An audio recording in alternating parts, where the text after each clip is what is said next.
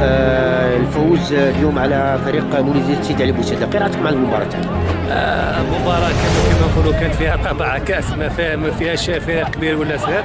الحمد لله احنا اليوم مباراة كما هذه المهم تأهل للدور القادم. لاعبين كما نقول لك ادوا مقابله نقدر نقولوا في المستوى، ونشكروا فريق سيدي بوسعيد على الاداء في المباراه هذه. كارا حارس بكاري حارس مولودية سيدي علي بوسعيد، انهزمتوا في اللحظات الاخيره بضربه جزاء، قراءتكم على المباراه؟ بسم الله الرحمن الرحيم.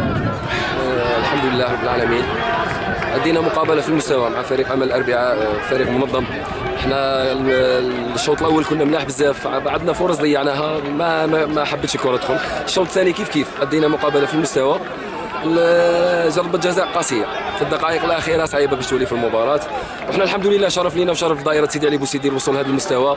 دور 32 كاس الجمهوريه شرف، والحمد لله ادينا اللي علينا وربي ما كتبش. الحمد لله بالتوفيق في البطوله. مشرف لاعب امل الاربعاء، اليوم فزتم على مولودية سيدي علي بوسعيد بهدف دون رد عن طريق ضربه جزاء، قراءتكم على المباراه تاع اليوم؟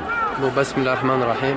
كما شفتوا المقابله تاع اليوم مقابله كانت ضد فريق اون ايكيب كوريوس تلعب بو فوتبول، عندهم سيرتان كونفيونس يلعبوا بها.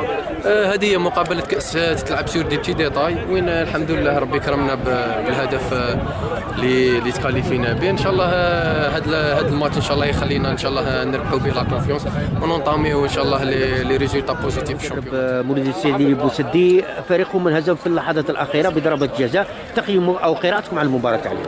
والله بسم الله الرحمن الرحيم. على كل حال كان الفريق تاعنا وقف الند للند رغم الفارق المستوى، رغم ان في كره القدم الكأس معنا كما تستعرفش بالمستوى ولا بالامكانيات ولا تستعرف بالقلب والرجوله.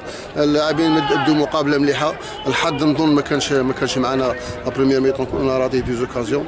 في اخر لحظه جات بينالتي مساحتهم على كل حال، ونتمنوا ان شاء الله ثاني احنا يكون عندنا مشوار طيب.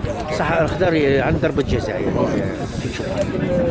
ضربة جزاء نظن بلي الحكم تقلق بزاف. ضربة جزاء الحكم اللاعب كان دودو ما كانش باينه اليد بلي كانت خارجه، تبقى عند الحكم وسهل. كلمه اخيره تقولها لفريق او لانصار سيدي علي بوسعيد؟ انا نشوف بلي الانصار تاع سيدي علي بوسعيد راهم غضبانين، نظن بلي عندهم شرف كبير انهم وصلوا للمرحله هذه تاع 32، وهذا شرف لينا كاع. على كل حال الكاس هذه هي كاين فرق كبيره وعندها مستوى كبير وعندهم امكانيات كبيره، وغادي تبقى في الدور هذا.